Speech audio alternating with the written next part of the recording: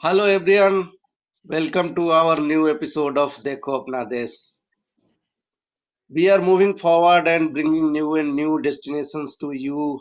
And today it is a very special episode because we have today with us a very eminent personality of tourism sector.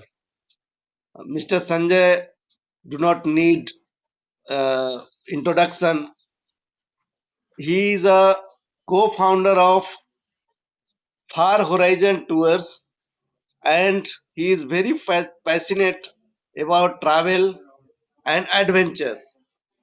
He has conquered the seven peaks of Himalayas, and of course, he has moved around many treks in Himalayas and Arunachal and many places. He is a passionate adventure uh, entrepreneur, you can say. Beside that, he is having interest in river cruises and he owns some of the river cruises. And his works have been acknowledged even by Ministry of Tourism. He is three times National Tourism Award winner and four times award winner in by Kerala Tourism. So that shows that his passion and his works has given dividend to him and of course to the tourism sector. Why we are discussing Kerala today? Because he is one of the pioneer in Kerala also. He has houseboats and he knows the far locations and the far things in backwaters of Kerala. So today we will know much more from him from this point of visiting Kerala and these destinations of backwaters. So now I invite Mr. Sanjay Vasu Thank you to very much, share his Sumanji. view. Yes. Thank you very much, Sumanji. Thank you for the introduction and welcome everybody. It is a pleasure to be with you and to be talking about a destination that I have a lot of passion about. A destination that I got involved in the 1980s and then started investing and developing in the 1990s and saw it grow thereafter to become an iconic destination, not just in India, but across the world. So, the Kerala backwaters, if I may talk about it, Kerala, the narrow stretch of land bounded by the mighty Western Ghats in the east and by the coast of Arabian Sea along the west, has a chain of natural lagoons which are formed over millions of years of the accumulation of sand and silt at the river mouth.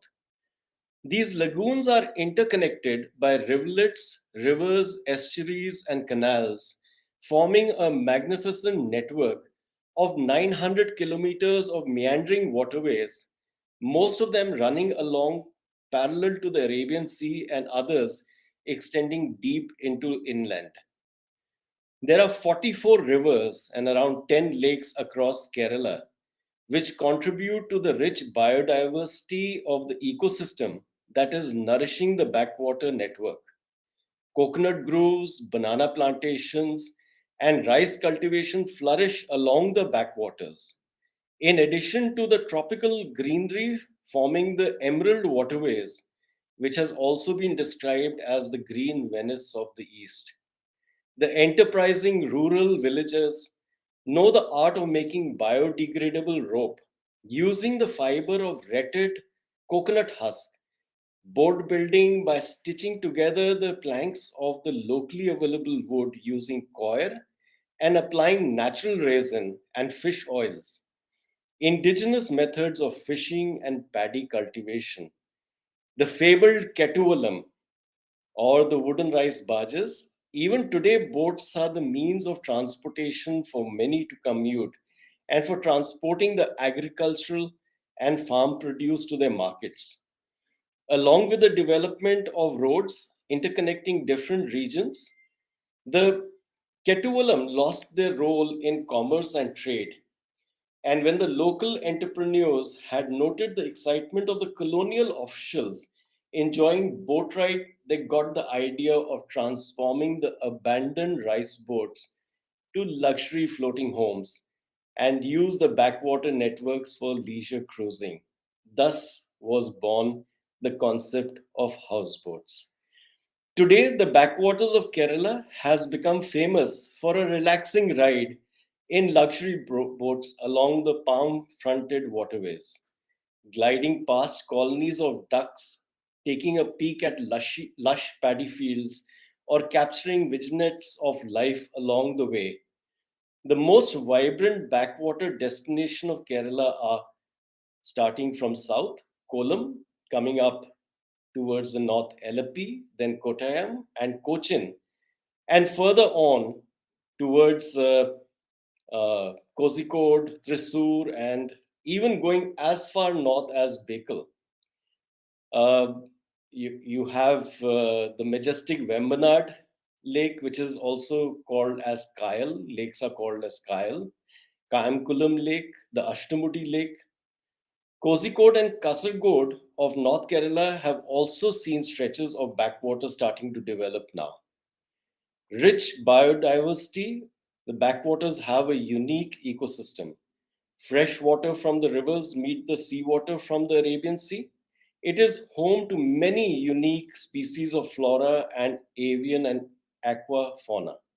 It's really a place where salt waters and the fresh waters meet together and creates a very, very unique habitat for sea and marine life. The emergence of houseboats in the Kerala backwaters has been a historical step in development of river cruising in India, which has further gone on to cover the Ganga, the Brahmaputra, and more rivers are in the process of being developed.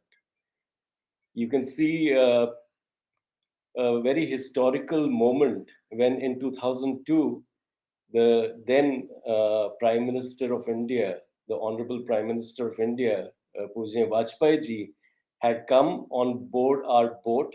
And that is when the Vembanad Lake and the Kerala backwaters really became famous, not just in India, but across the world. And thereafter, this destination has not stopped. It has just gone from strength to strength. Initially, due to the barrages to the north of LP and south of LP not being of the scale where boats could ply through them, short duration cruises started to develop in the region of LP. But now the backwaters, with the modification of these barrages taking place, is becoming a stretch which can go on for 900 kilometers, giving one of the longest river cruise destinations potentially going forward. Looking at the map, on the left you see the area of Cochin and then the Vembanad Lake. And on the right, you see the backwater stretching down as far as the Kollam area with the Ashtamudi Lake. So, talking a little bit about these destinations, I will start from south. Kollam was the capital of a powerful kingdom of the ninth century. It was strategically located with regard to trade, and as per the writings of Ibn Battuta and Marco Polo, it was a leading trade capital of ancient days. It was through Ashtamudi Lake and that the Venad kingdom, the southern part of Kerala in ancient days, was connected to the rest of the parts of Kerala through the network of backwaters. Kollam finds mention in the writings of Plinius, the Roman senator, and Rabbi Benjamin, a Chinese, had established a trading settlement in Kollam in the ninth century, and there was an exchange of envoys during the time of Kublai Khan. Several remnants of exquisite Chinaware were excavated from in and around Kollam, a very, very historical region. The 16th century Portuguese writer Duarte Barbosa described Kollam as a great city with right good haven, which was visited by the then Muslims and Christians in great numbers from across the world, where store of peppers was to be found. So spice became one of the big motivators. Through the reputation of a commercial center, though the reputation of a commercial center dates back to the time of the Romans, the trade got impetus with the arrivals of the settlers from Portugal, the Dutch, and later by the British by the 19th century, when they stationed a garrison with the permission of the Travancore Rajas. The political prominence of Kollam was high at the period of the Travancore Raja. The political Raja Marthanda Varma of 1746, at whose hands the naval defeat of the Dutch East India Company led to the free hand for the growth of the British East India Company. He built bazaars and invited the merchants of the neighboring Tamil Nadu region to settle there. He introduced a new era for Kerala based on astronomical calculations, and Kerala got its own calendar starting from Kolavashram 825 onwards. The remnants of the past, like the Thangaseri fort, literally Thangaseri means gold village, as this region was the hub of trade with gold as the currency.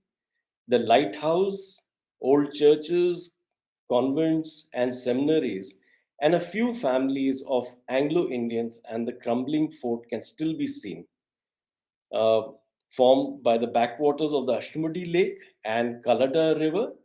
The British resident had integrated several mangrove islands and an island by digging canals. Coming further up, you have an amazing network leading towards the LP backwaters, which is very famous. So these are the barrages that I was talking about, where you can now extend the. Excuse me for a minute. Is the screen share visible? Uh, so these are the new barrages which are now being built, where you can sail right from Cochin down to Kollam, which is almost a distance of 600 kilometers of navigation. This is the modified Tanirmukam barrage, which has made long distance cruising now possible, taking the backwaters from a houseboating experience to a genuine river cruising experience. And thus has been born a 7 night cruise experience in Kerala versus a 1 or 2 night cruise through the Kerala backwaters. The Kerala backwaters is not about big waters. It's all about stepping away from the rivers and the lakes into these narrow canals and getting a very, very experiential and immersive experience through a very culturally rich destination. It is a destination with beautiful ancient temples, which are really lovely to look at both architecturally and a very immersive cultural experience, and old churches, which are also very beautiful to see with a lot of art there. Rubber plantations, which this area is one of the major exports: rubber, spices, tea, coffee, and paddy. This waterways is a very interesting waterways which has been built with dikes holding the waterways 10, 15, 20 feet above the surrounding paddy fields. In fact, most of this area is a area which has been reclaimed from the sea. Uh, and a lot of these areas are actually sometimes even below sea level. These canals, which you navigate and you see the paddy fields lying below you, can be a breathtaking sight to see. You see people working 20 feet below you when you're sailing on a waterways, which can be very, very interesting. And that is why it's called the Green Venice of east, and also the emerald waterways with all these coconut palm trees lining the sides of the waterways. Uh, Culturally, Kathakali, Mohiniyattam, these are beautiful dance forms which belong to Kerala and have thrived along the backwaters. When you sail, you visit these beautiful dance schools where these lovely art forms are still being taught. You see how the masters teach their students these art forms. You see how they are performing and experience the colorful cultural activity, which a lot of Indians have also not seen for that matter. You meet the artists, you see how they make their makeup, how they get ready, how they go through the whole ritual, because putting up the makeup and getting ready is not just a part of a performance, it's a ritual. And the whole ritual of how they prepare for the dances is almost religious and a prayer by itself. You see martial arts schools, Kalari Payattu, which very few Indians know about, is that Kalari Payattu was the mother of all martial art forms across the world. In fact, it was the monks who had learned Kalari Payattu from South India who went up and formed the genesis of the temple of Shaolin. And there, then karate was born. And you see this very, very vigorous art of martial arts, which was banned during the colonial times because the colonial rulers were fearful that this would be a martial activity that could, prevent their rule. And then later, when the country became independent, this art form had a resurgence, and now you have various schools across Kerala which are teaching these very beautiful martial art forms. Uh, like we mentioned that Koir has been the reason why the boat making in Kerala happened, because the coir rope is used to stitch the planks of wood together, and there the boats are made. A very unique form of boat building. You visit a coir making village, you see how they take the husk of the coconut and then they ret it and make it into ropes, and that becomes a coir rope, which today possibly is coming back because it's a biodegradable form that might be one of the factors that will save the world from the inundation of plastic that is happening. Like I mentioned, you step away from the canals, the big rivers and the lakes. You get into these narrow canals and you see people living along these canals. These canals are like the artery where the water flows like blood to sustain the life of the people living along the Kerala backwaters. When you're sailing in these boats, you are just a few feet away from the homes along the sides, and you see the beautiful life of these people. They on the canal for everything, and their daily life is very, very visible. A very immersive experience into the living cultures of the Kerala backwaters. Very few people know that in Kerala there is an entire art of making mirrors from metal, not from glass. And the whole process of how they make mirrors from metal is just amazing, because metal mirrors actually give a reflection from the surface and not from behind the surface, as is in the case of glass mirrors with a mercury coating at the back. Uh, there is no refraction. The reflection is pure and very precise. And it is something which is also very beautiful as an art form because they make it in a very artistic manner. Is the heating of bronze and then polishing and putting the mirror together. It's an art form by itself and something where possibly the non usage of mercury will one day become another excellent environmental factor. And then you come to Manar, where you have these bell metal towns where bells are made. Everybody in the entire town is making bells, metal bells, and whether it's temple bells or church bells or bells to just decorate your home, small, big. It's a very very interesting activity that is happening, and it's again another art form. As I mentioned, traditional boat building, wooden boat building.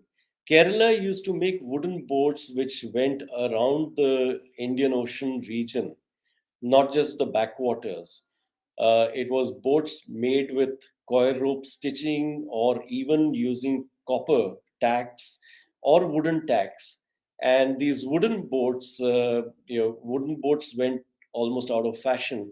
But here in Kerala backwaters, the art of wooden boat building is something that is thriving, and you can see that activity going on. In fact, you stay in wooden boats, which is a romance of the old world, continuing still. You go on through the Kerala backwaters, and if you're an ornithologist, it is a delight for you because the Kerala backwaters is a haven for birds. You have the seabirds, you have the wetland birds, and you have the birds of land, all there. And as you are sailing, you are seeing a lot of birds. You visit the Kumarakom bird sanctuary, which is a lovely place to spend a half day and enjoy the sightings of birds there in the wetland. Visiting villages in Kerala backwaters is just part of everyday's activity. It's a living culture, it's a preserved culture, and it is a thriving culture. And when you go there, you meet people who are very hospitable, very warm, very friendly, and very welcoming at all times. It's something that you are just enjoying every day. Nature walks, spices. Wherever you walk, you see a spice plant. You see herbs. You see your plants used in Ayurveda. As we all know, Kerala backwaters or Kerala itself is a home to a lot of Ayurvedic practices. Ayurveda thrives out here, and the Ayurvedic medicinal systems have cures for many ailments which actually allopathy has no cure for. I have seen people with sciatica, arthritis, rheumatism, and various other lifestyle diseases get cured. I have also practiced some on myself and come out a winner. So it is something that the world really needs to discover, because Ayurveda as a medicine system is, I think, just going to grow as a medicinal system with very few side effects and cures for many ailments which others don't have an answer to. You are sailing along the Arabian Sea.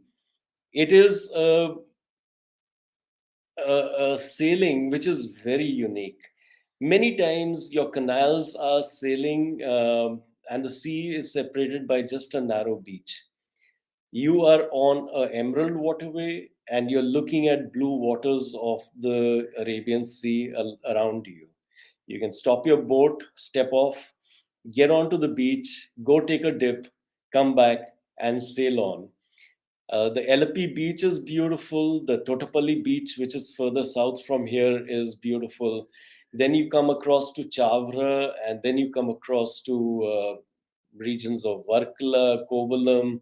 Going up north, the beaches of Thrissur, the region of Guruvayur, and coming up to Kozhikode and then Bekal. You are sailing along the Arabian Sea throughout. Coconut palm tree waterways, and then the Arabian Sea on to your west. The sunsets are fantastic. Uh, it is picturesque and it is something that will be memorable for life. Again, when you're sailing, you have a lot of interaction with nature, be it the flora or the fauna, and you interact and you're explained by the naturalists. Spices, being the home for spices, how can cooking be far away? You have home hosted meals with cooking classes. You have cooking classes on board the boat, and you learn the secrets of spices. There have been chefs from around the world, including the Master Chefs program of Channel 9 of Australia, who have come down to Kerala to learn how to use spices and how to make the cuisines in back in their home a little more spiced up and a little more interesting and a little more fun. Seafood. This is the home for seafood. Lobsters, prawns, mussels, various kinds of fish. Anybody who loves fresh seafood, they can't stay away from Kerala. This is the place to come, be there, and enjoy. Ever tried prawns with coconut? It's fantastic. It's just something that will stay with you. The science of life. On board the cruises, we bring doctors of Ayurveda, practitioners of Ayurveda, who give a lecture and they explain about the science of life, the seven chakras, how to keep them in alignment. Keeping them in alignment means keeping your health well, your mind well, and your spirit well. And the whole science and the knowledge of Ayurveda is explained in a short, brief 1 hour lecture, which starts people to think about how they're leading their life and how to manage a healthier life going forward. Around Kerala backwaters, there are many temples, and every temple has a beautiful festival. The Puram festival, the celebration of life, where gold caparisoned elephants moving in procession, preceded by wind and percussion instrument playing musicians, create a amazing aura, and thousands of devotees dancing to that music, with these beautiful umbrellas being opened up in on top of the elephants. Every few minutes, a new colored umbrella opens up, creating a really colorful, immersive, vibrant experience of these festivals. And then you come to the snake boat races. The snake boat actually was a boat used for naval warfare. Very quickly, soldiers were transported in these narrow boats, 100 to 101 soldier per boat, who went at a very fast speed, covering a long distance, reaching the war zone, so that they could then be deployed there as a fast attack boat. But later, these boats were then adapted to become as race boats, which is what these snake boat races are all about. And the Nehru Boat Trophy became famous because the then Prime Minister, Pandit Jawaharlal Nehru ji, was there. And the snake boat race happened, and he got so carried away with that he joined the winning boat on the winning team on their boat, and that is when the Nehru Boat Race Trophy was formed. And it's just a time of a lot of vibrant energy, lot of noise, lot of cheering. Every boat is representing a village, a club, and their supporters are there, and it's a lot of fun, lot of vibrant, colorful noise. It's something not to be missed. And what better than to be in a boat looking at these boat races happening? You are really almost feeling that you're part of it. The whole of the Kerala backwaters, Very immersive, very cultural, living culture destination. You participate in life with them. You become part of what they are doing. There's a lady, a foreign lady, who's pressing at a press shop. Another one who's trying to thread on the charkha and keeps breaking it.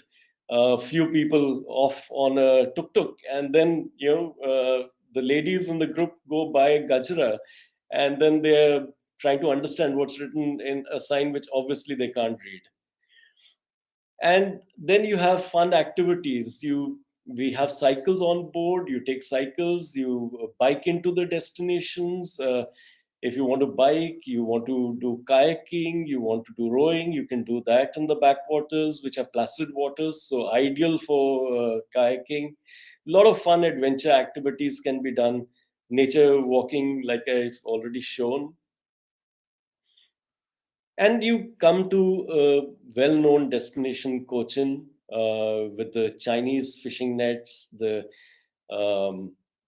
Dutch palace, and the Jewish synagogue. Cochin is very much part of the backwaters, and also the harbor for the Arabian Sea. And then we come to what the Kerala backwaters is now and what it can become in future. On the left side, if we see, this is the area of Alappuzha. So far, the cruising has been done only in this 30 to 40-kilometer distance.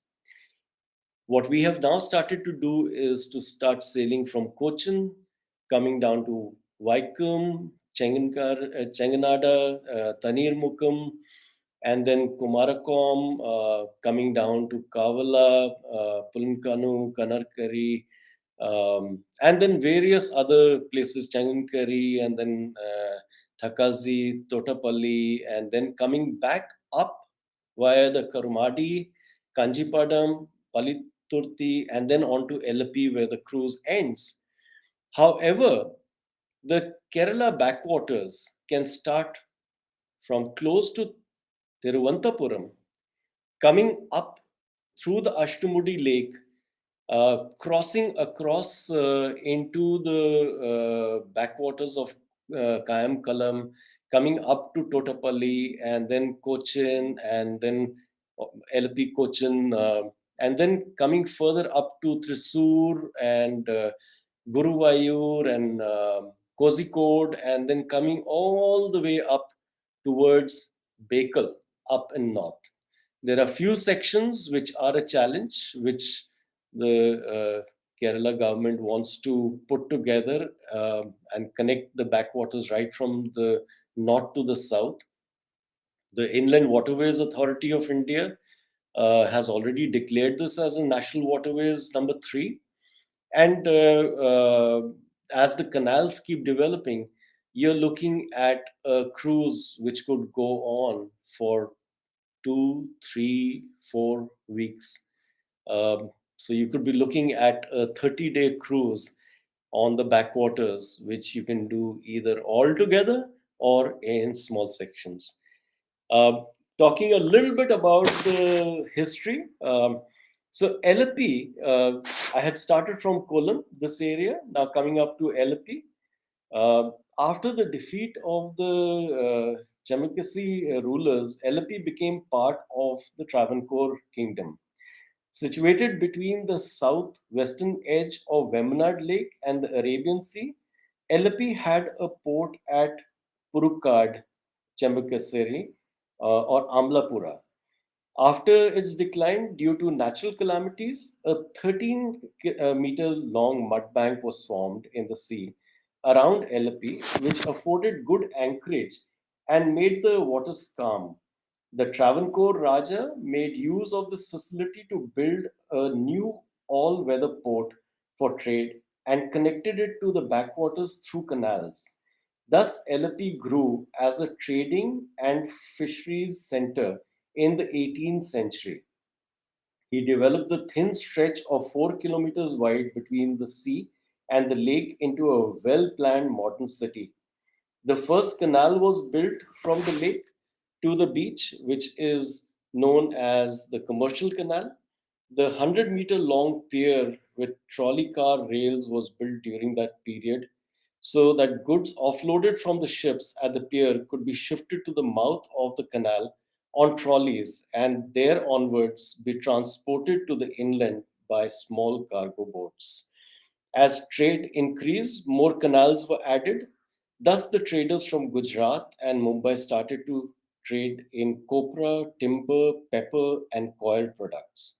The old settlements of the rich Jains and Gujarati businessmen have been restored and preserved now, which can be a very interesting visit. By the mid 19th century, Alleppey became the power center of coir trading thanks to the establishment of factories by Britishers. As the trade and industry grew, Christian missionaries started coming in, building new churches. The first post office of erstwhile Travancore Kingdom came up in Alleppey in 1851. Alleppey enjoyed a glorious period until the traders had shifted their activities to the port of Cochin, and the demand of coir had declined significantly. Uh, the trade unions had led to the wipeout of the lucrative trading activities and industries from LP, and the Cochin port had already started developing into a port with strategic location and modern facility. The Amlapura temple, the legend has it that the ruler of Chamikasiri was traveling by boat along with a sage when he heard a melodious strain of the flute. The music was coming from the southeastern corner of the present temple where a peepal tree stands. Recognizing the melody as celestial music, the ardent devotee of Krishna got down from the boat and went around the peepal tree to prostrate, and that's how the beautiful Amlapura temple was formed. The heritage walk along the LP beach is something that is very, very interesting. There's the Manar Sala temple, which is a sacred grove, and this temple is dedicated to Lord Parshuram, who is said to have created the land and waters of Kerala. The Karumadi Kuttam Krishnapura Palace Museum at Kollam, LP. These are all fantastic destinations to visit. When you sail through the Kuttanad area, which is the rice bowl of Kerala, where you find a lot of these canals which are held together by dike, and the paddy fields are below the water the canal water levels. That is possibly one of the most picturesque that you end up seeing in that area. It's generally believed that Kutnad was part of the coastal area of the Arabian Sea, which became a shallow bay due to a geographical uplift. The incessant inflow of silt carried by the rivers over thousands of years accumulated in this shallow bay and gradually made it an extensive brackish water lagoon, which then subsequently was dammed with the barrages and it became fresh water rather than brackish water and became the rice bowl of Kerala. Um, as per the epic Mahabharata, thousands of years ago, Kutnad was a thickly wooded region, the Kadava forest. The intermittent advancing and receding of the Arabian Sea due to geological reasons, the trees were submerged, uprooted, and buried, and the silt got accumulated over the region, forming the low lying marshy saline region of Kutnad. Um, since the land was one had once got charred by fire, people believed that the place was referred to as Chuttanad, the burnt land, and over the time Chuttanad might have evolved into Kutnad, and that's how the name of Kutnad came into being. So it's just so much to see in all these destinations. If you come up to Vaikum, which is a very famous temple, then the Kumarakom lagoons, and then coming into the Cochin backwaters, and then into the harbor area. And then going north further to Calicut and Kasargod and Bakel, you are looking at some of uh, the very picturesque coastal regions of the country, uh, with some of the most beautiful backwaters, where in the sea, in the saltwater areas, you get absolutely crystal clear blue waters, and then you come into the freshwater areas where you get a little silted or green waters, which is also reflecting the coconut trees. To the west, to the east are the beautiful Western Ghats, towering above, home to a lot of wildlife, lot of um, spice, tea, and coffee plantations. And then in the backwaters, a lot of beautiful living cultures, paddy fields, Arabian Sea, golden beaches, and across to, of course, visit the temples, the churches, and other destinations.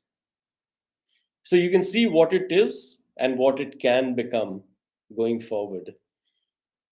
And that's a little bit about the cruise experiences, where you have both small and large boats, which you can use to sail from Cochin down to Alappuzha in a teardrop route with a 7 night, 8 days. And hopefully in future, this will become a destination which will be giving us 30 days of sailing.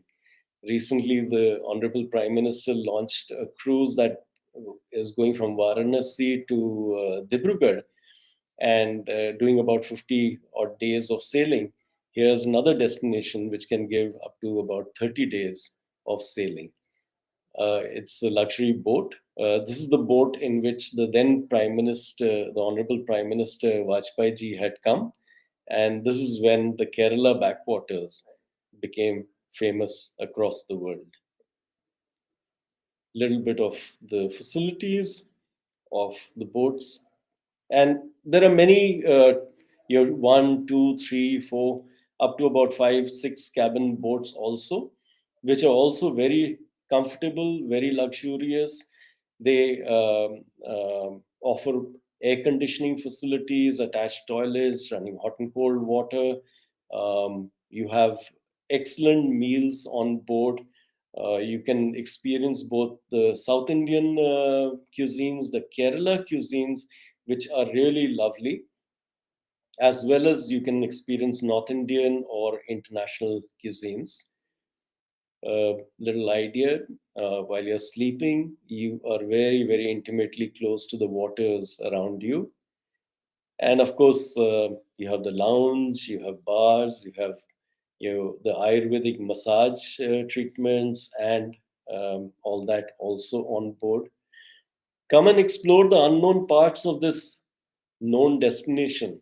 What all you have seen is just a little flicker of what actually is there to offer. You have to come back to the Kerala backwaters to make it really immersive, explore, and experience the nature, the living cultures, the festivals, the wildlife, the birds, and of course the cuisines, and of course not to miss the Ayurveda in the backwaters. A little bit about our recognitions, and that's the Adventure Resorts and Cruises. Look forward to welcoming you to the backwaters, and would be a pleasure to show this destination to you going forward. So that's a little bit about the Kerala backwaters. Of course, as a destination, Kerala has become very famous. It is a destination which is now known all over the world. The industry has, and the governments, both the state and the central government, have worked really hard to make this destination as one of the prime destinations in the world. And we hope that these few pioneering steps of making the Kerala backwaters become from a houseboating experience of short distance cruising into a genuine river cruising experience of long distance cruising, take it to the next level, because the destination is much, much more than just a leisure cruise. It is a destination of experiences and a destination that you can go very, very deep into and take it back as a memory for life. Thank you very much. Thank you, Mr. Sanjay Vasu. Actually, you shown us the glimpse of Kerala, and that was really marvelous. So we could learn much more about the backwaters, the culture, the traditions, the cuisine, and how the local people have taken it forward. So, uh, of course, when we visited Kerala, we could find all this amalgamation of culture, traditions, and of course the modern. Like if you see the Kochi is the modern city. It is not less than the European waters and these beaches. So there are many things associated with Kerala, and certainly this flora, fauna, and this bird views and serene beauty of the sea. So of course Kerala is the one of the best destination of India, and it is bringing lot of tourists, domestic as well as international tourists, and giving uh, of course boost to the tourism sector. So this was an amazing experience to learn much more about Kerala, and of course the boats you shown that where the Prime Minister Bajpayee uh, visited that boat, and that became the famous destination. So this is all experience that is boosting the tourism in Kerala, and the spices and the wellness and spa. This is a very special thing that Kerala has, and this all gives the uh, impetus to bring lot of foreign tourists, and of course the domestic tourist also. So I think the post COVID the things are very normal and moving forward in Kerala, and there are many history also treasured in Kerala, like Fort Kochi, the city I visited, Fort Kochi, I could find really amazing, and how the things move fast, and really I could see the people are going in the cars, and the car will be put on the this ship or boat, whatever you can say, and they will just the boat will carry the car, and then they will drive off the car, and they will go fast, so fast. So things have become very normal. There nothing, there is no huddle at all. So everything looks like a different experience. I think those who have not visited Kerala, it looks like something uh, special that we have not seen actually. Until unless we visit there, we will not experience what it is.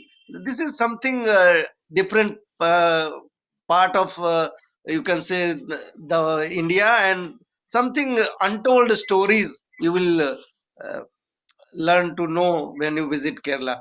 So thank you very much, So Mr. I will Sanjay, and of also, course we will have you in future episodes also.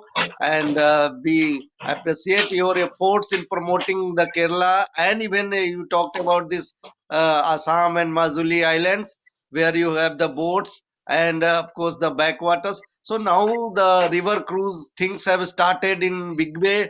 That started from Varanasi to Assam, so and through Bangladesh. So it is covering two countries. So likewise, we have a lot of waterways that can be developed as a tourism destination, and of course, it will take the new route, and it will develop the new avenue for the tourism. So, uh, as an entrepreneur, I think you might be uh, exploring such ideas, and of course, your ideas are always welcome, and means ministry will take it forward to support you wherever it is required. So thank you very much. Uh, So, and anyway, yeah, I'll yeah. just mention that, in fact, Kerala is one of those unique destinations which can create an amalgamation of river cruising with sea cruising. The coast of Kerala is again very, very interesting. And I think there's some very lovely initiatives by the government that has been taken forward that you can combine actually a coastal cruise with the Kerala backwaters cruise, giving both an experience of the sea and the river together going forward. So that could be another great development happening. Yes, yes, certainly, certainly. So there are many more avenues available and many more things, new things to come in Kerala, and it is becoming the means world famous destination. So thank you Thank you. for giving all the insights of the Kerala and backwaters. Thank you all the viewers, all our team, and all the people who will watch it on YouTube and all. So thank you very much. If there is any question, I think if there is no question, then we can wind up. So, Uh, there's one question which is to share a few itineraries of houseboats, only covering the villages and also a few homestays to suggest in Alappuzha. Which, if the contact of Mr. Veer Arora can be sent, I would be more than happy to send that across. Thank you. yeah.